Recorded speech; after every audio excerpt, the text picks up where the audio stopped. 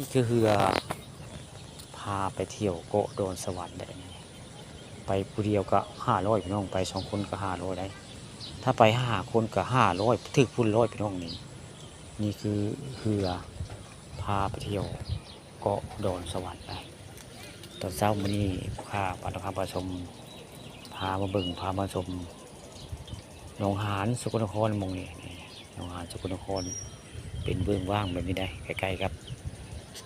โรงพยาบาลสกลนครหมู่นี้มันจะมี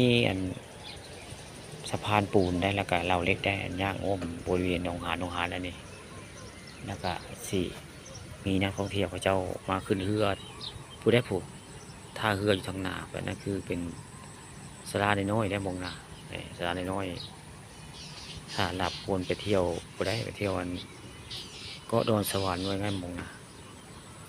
เรือนี่ยังเพิ่มคิวได้ยังเพิ่มคิวคนท่ารอคิวได้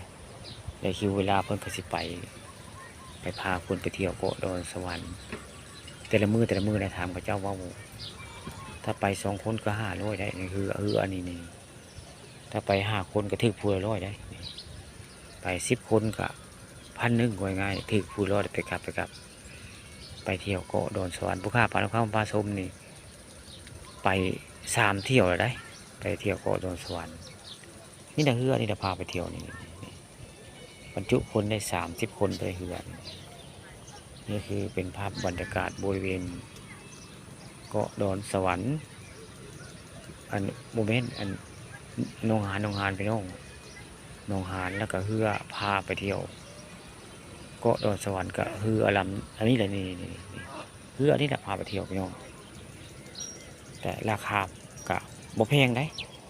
ถ้าไป5 คนก็ถึกพูละ100พี่น้องถ้าไป2 คนเมาลำได้500ได้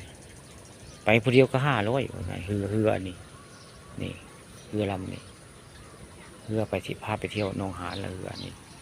ตอนเช้าวันนี้ผู้ค้าปานคำผสมมาจ่าเรื่องเรือพาไปเที่ยวเกาะดอนสวรรค์คักเรือเปิ้นนี่คักไอเรือลาว